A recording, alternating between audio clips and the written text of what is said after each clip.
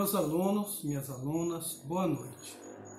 Nós vamos ver através desses vídeos um texto de um filósofo da área do direito, um filósofo italiano, chamado Norberto Bobbio, deste livro dele, A Era dos Direitos. Esse livro reúne uma série de conferências de Norberto Bobbio, e nós vamos ver um texto que vai falar sobre a pena de morte. O texto se intitula Contra a Pena de Morte. Tá certo? Então esse vai ser o nosso próximo tema, vamos discutir isso nas sequências de vídeos que vocês terão. O Norberto Bobbio, ele morreu em 2004, então não faz muito tempo, nós vamos ter aí uns 16 anos da sua morte. Ele nasceu em 1909, era alguém que estudou o direito a fundo, era filósofo, foi um assessor da ONU, era militante, aí, trabalhava na área de direitos humanos, e assessorava a ONU nesse sentido. E era professor também da Universidade de Roma. Enfim, na área do direito ele é uma referência, enfim, na área do direito e também na política. Aqui em casa eu tenho dele alguns livros, além deste aqui que foi intitulado A Era dos Direitos, eu tenho um que é Os Intelectuais e o Poder, este livro aqui. Dúvidas e opções de homens de cultura na sociedade contemporânea. Ou seja, nós estamos numa época agora do anti-intelectualismo, o Bobbio vai justamente ao contrário disso. Os intelectuais, eles têm deveres na sociedade, sobretudo os deveres do esclarecimento. Também dele eu tenho este, Estado, Governo e Sociedade. É um manual de política, de conferências também, de textos publicados, fragmentos de um dicionário político. Então aqui ele trabalha no campo da definição da política. E também para vocês, eu acho que de interesse de vocês, tem um livro dele de Teoria Geral do Direito, de TGE, Teoria do Direito, Teoria Geral do Direito, ou seja, estudos por uma teoria geral do direito. Esse livro eu encontrei aqui na livraria da cidade mesmo, é prefaciado por Tércio Sampaio Ferraz Júnior.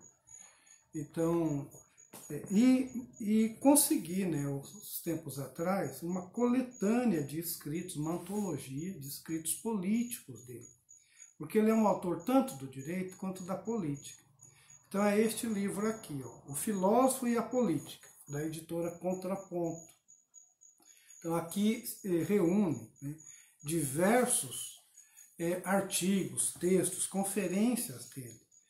Então ele vai falar aqui da filosofia política, lição dos clássicos, política e ética, direito e justiça, democracia, relações internacionais, mudança política, e assim, e os ideais e a história. Então é um livro assim de antologia de textos dele, que, enfim, estou dando esse crédito, para que vocês tenham assim, um interesse pela obra dele. E nós vamos trabalhar aqui então um texto, como a gente tinha prometido, dele que se chama Contra a Pena de Morte. Vamos lá? Então comecemos. Ele principia o texto fazendo um apelo à história, dizendo o seguinte: se olharmos a história, o debate mal começou. O debate sobre a questão da pena de morte mal começou. Então, isso é uma constatação dele. Dado que ele já morreu há uns 16 anos, esse livro aqui possivelmente tem aqui essa conferência dele, propriamente, talvez tenha aí mais de 20 anos. Enfim, então ele diz assim: durante séculos, o problema de se era lícito ou não condenar alguém à morte nunca foi colocado. Então, parece que a pena de morte nunca foi um problema, assim, de fato, um problema. Então, assim, observando o texto dele, vocês vão perceber até o final, que a gente tem muito mais argumentos para defender a pena de morte do que para condená-la. né, ela parece ser assim, uma coisa natural. Né? Se uma pessoa tira a vida de outra, né, é um criminoso, hediondo, nada mais justo do que matá-lo, né, condená-lo à morte, executá-lo, enfim. Isso, a gente está falando de pena de morte no aspecto legal, né, lícito. Não da pena de morte que sempre existe no mundo, que é a morte com execução de grupos fora do Estado, como é o caso do tráfico de drogas, né, que as pessoas não hesitam, né, em apagar os seus adversários assim exemplarmente. Né? Mas os traficantes não são o Estado. Né?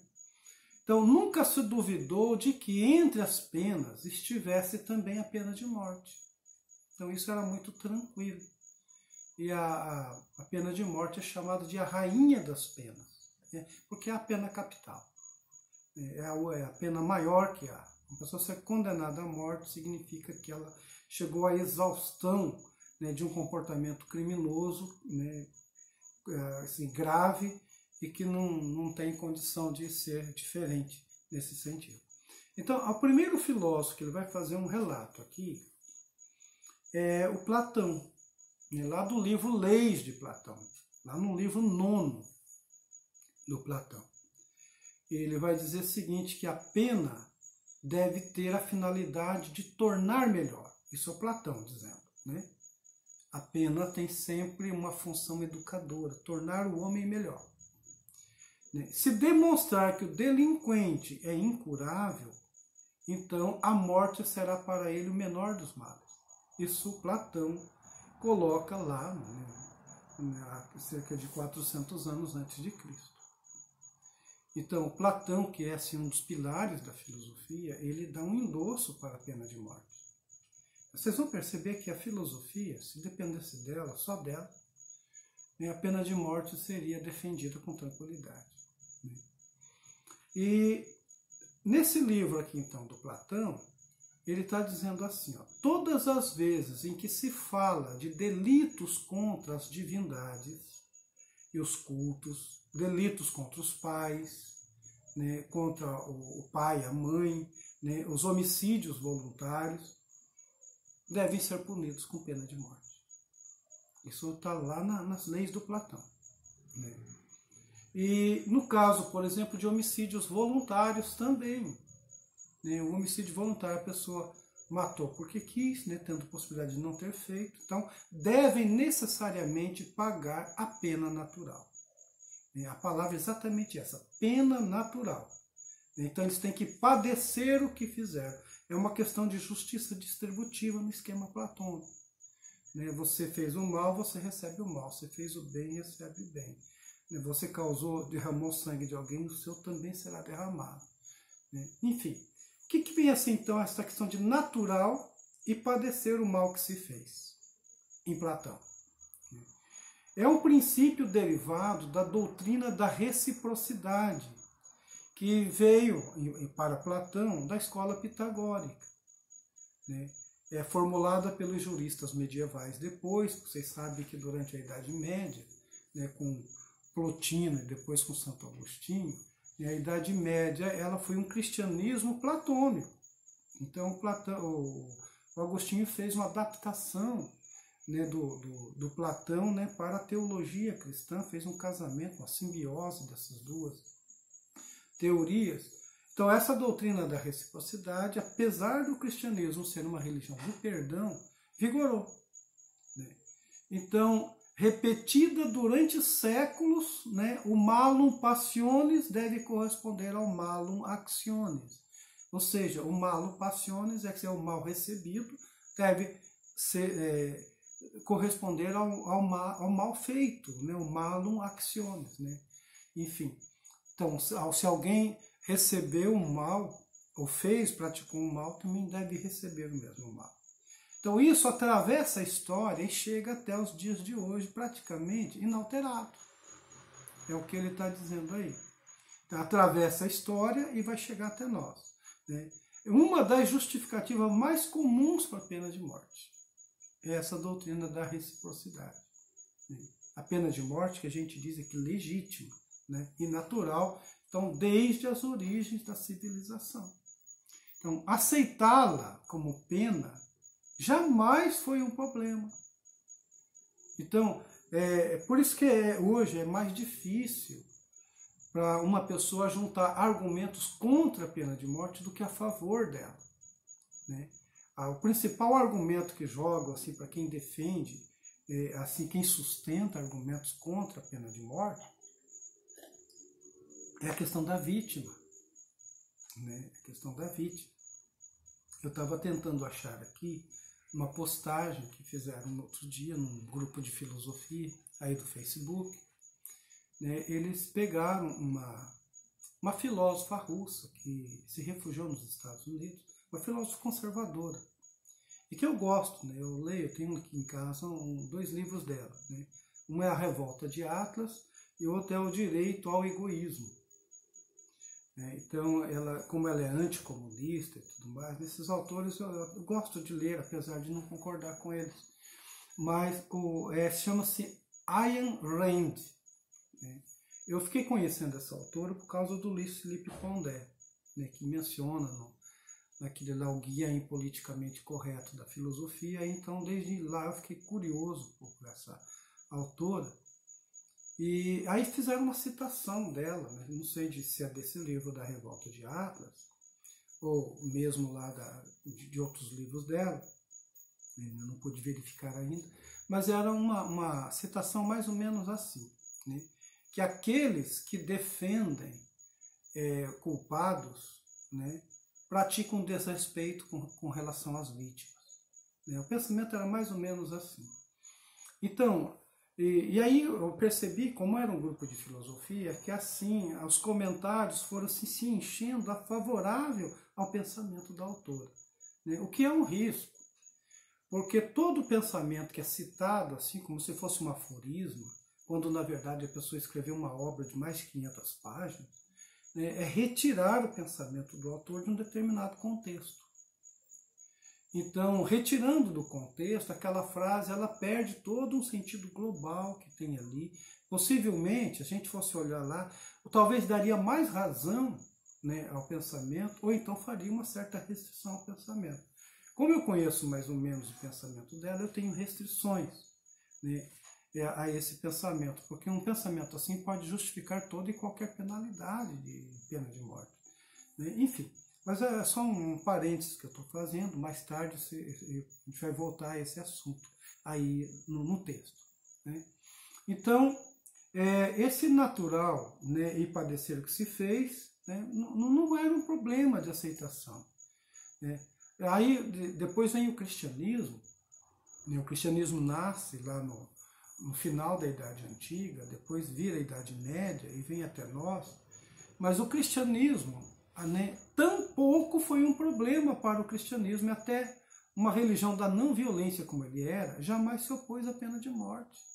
Inclusive praticou a pena de morte, né? Então não é assim assustador, né? De fato não é assustador que hoje cristãos que vão à igreja, né, que praticam a religião, né, que falam com Deus, rezam, leiam a Bíblia, e por acaso esses autores não têm assim um poder de parada diante da questão da pena de morte, né? Mesmo tendo diante de si o mandamento do Cristo de que a gente não deve, né, pagar o mal com o mal, né, que a gente tem que perdoar os inimigos, se alguém faz o mal a gente tem que perdoar, e assim como ele perdoou a humanidade, enfim, né? E perdoou lá na cruz aos 2 ladrões, né, embora um só tivesse pedido perdão. Então, apesar de ser uma religião que teve, ele está dizendo aqui, um condenado também, né, um condenado inocente à morte, que Cristo foi um condenado injustiçado, né? Ele foi condenado à morte, o Cristo. O cristianismo é uma religião fundada por um condenado à morte, que teve pena de morte, uma pena cruel. Então ele vai dizer assim, apesar disso tudo aqui, né, apesar do cristianismo ter aqui resistência ao serviço militar, ao porte de armas, né, noli resistere malo, né, ou seja, resistir ao mal, né, é uma religião que tem por inspiração divina condenado à morte. o cristianismo não fez muito problema em relação à pena de morte legal. Então, deem uma olhada, né, depois para vocês verem. E aí ele diz o seguinte: no iluminismo, passando o cristianismo, chegamos à Idade Moderna. Então, é no iluminismo, lá no coração mesmo assim do século XVIII, né, que nós vamos ter a primeira vez um sério e amplo debate sobre a licitude ou oportunidade da pena capital. E isso vai acontecer justamente em 1764, com a publicação deste livro aqui. Este livro. Não sei se dá para ver aí, mas um livro de Cesare Beccaria, um italiano, né, iluminista, que escreveu aí Dos Delitos e das Penas. Este livrinho, curtinho, ó, tá vendo? Ele não é muito extenso, não. Então, esse livro tem uma importância histórica enorme, enorme. Então, ele é um marco nessa questão do direito penal, um marco. Então, esse livro foi publicado e ele causou, assim, um frisson na época, né? Então, é a primeira obra que enfrenta seriamente o problema e oferece alguns argumentos racionais para dar-lhe uma solução que contrasta com uma tradição secular. Então, o Beccaria ele vai, assim, contra essa noção de que crimes, né, enfim, a sociedade pode melhorar com a aplicação de uma pena de morte. Certo? Então, e o ponto de partida usado por Beccaria, né, foi justamente a questão da função intimidatória da pena. O que ele quer dizer com isso? Bom, para que a gente aplica uma pena? Primeiro, para punir, né? Em segundo lugar, também para intimidar, né? Para que as pessoas tomem conhecimento de que crimes são puníveis e não façam, por medo, crimes. Então ele diz assim: a finalidade da pena não é senão impedir o réu de causar novos danos aos seus concidadãos e demover as demais de fazerem o mesmo. Então, ao mesmo tempo, é para, assim, meter medo na pessoa e também para as pessoas outras, terceiras, né, assim, ter uma prevenção, que elas olhem aquele exemplo e digam: não farei isso, porque vou me dar mal. Né? Então, se esse é o ponto de partida, ele diz: qual é a força intimidatória da pena de morte com relação às outras penas? Isso é que ele pergunta no livro dele aqui, né? Então, a resposta de Beccaria está lá num parágrafo do livro chamado A Doçura das Penas. Então, como ele é contra a aplicação da pena de morte, ele é muito mais favorável à segurança, à certeza das penas, do que da doçura das penas. Então, ele diz assim: um dos maiores freios contra os delitos não é a crueldade das penas, mas a infalibilidade dessas. E, por conseguinte, a vigilância dos magistrados e a severidade de um juiz inexorável, a qual, para ser útil à virtude, deve ser acompanhada de uma legislação doce. Então, observe bem, em nenhum momento Beccaria, nenhuma outra pessoa, né, pessoas que são contra a pena de morte, elas não são contra a punição dos condenados, né, dos criminosos. Não é isto. É porque, ao fazer isso, dizer que a pena aqui não funciona, não se deve fazer isso, não seria legítimo, nem justo fazer isso, as pessoas podem achar que esses defensores, né, estão assim relativizando, né, o mal que essas pessoas praticaram. Então, mas isso não tem nada a ver, aqui o Beccaria não está dizendo. Então, muito mais importante do que a crueldade da pena é a certeza dela. Então, por exemplo, se é uma pena de 30 anos de cadeia, a certeza de que a pessoa ficará 30 anos. Né? Se é prisão perpétua, de que ela ficará a vida toda presa. E assim por diante. Tá? Então, ele está dizendo aqui a suavidade das penas e a certeza, né, dessas penas suaves. Então, não é necessário que as penas sejam cruéis para serem dissuasórias. Né? Basta que sejam certas. ele defende esse ponto de vista aí. E tem um segundo princípio também, né, que é a intimidação, né? Nasce não da intimidade, né, mas da extensão. Por exemplo, uma prisão perpétua seria mais assim rigorosa ou mais dissuasória do que simplesmente matar uma pessoa. Porque a pessoa pode até chegar à conclusão, olha, se me matarem vai ser rápido, eu não vou ficar sofrendo a vida toda e não vou ser privado de uma vida, né, com uma liberdade restrita, né, enfim. Então a pena de morte ela é muito intensa, mas é rápida.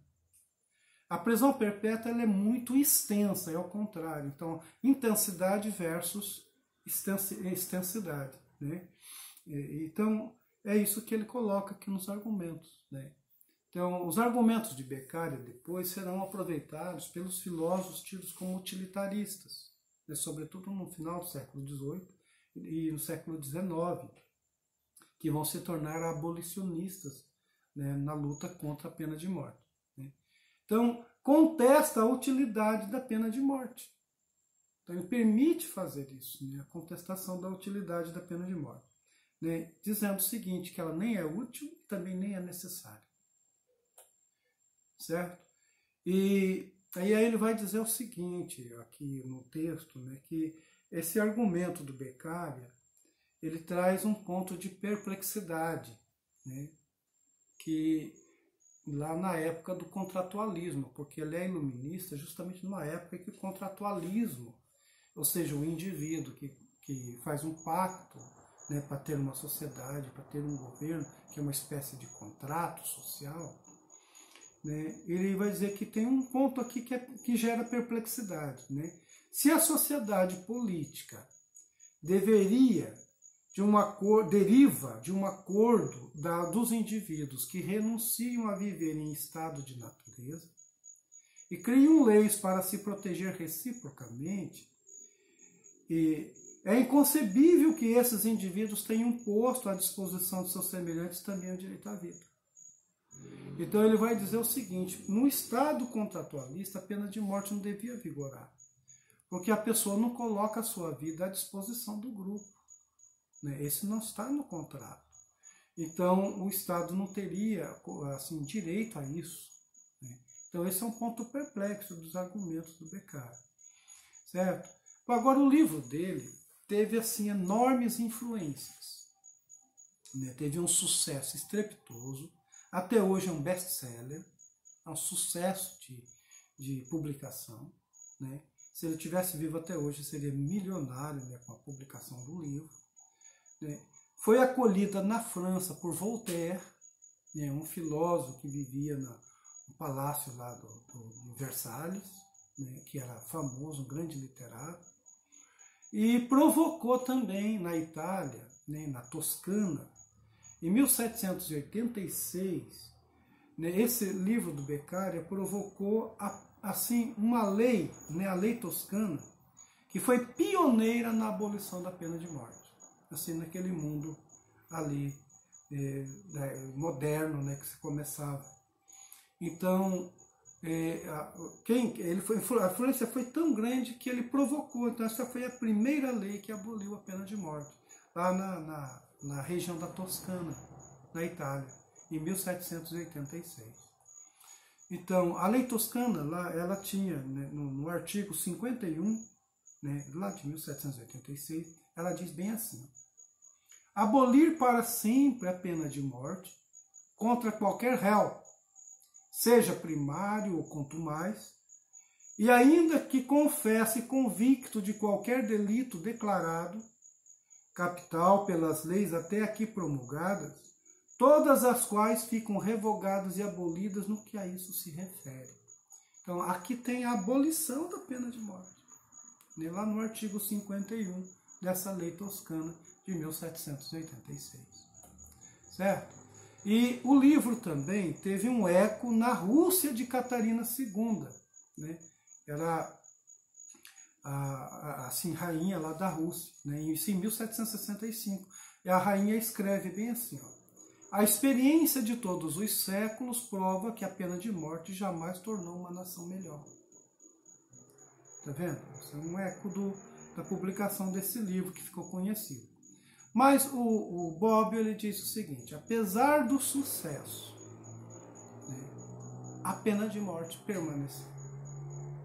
Então, não só não foi abolida, como também a causa da abolição tampouco estava destinada a predominar na filosofia penal. Então, apesar do sucesso estrepitoso que o livro teve, né, as pessoas leram, né, e, assim, os déspotas esclarecidos e tudo mais, isso aqui não prevaleceu. A pena de morte seguiu praticamente inalterada. Tá certo? Eu vou parar o vídeo um pouquinho e já nós continuamos.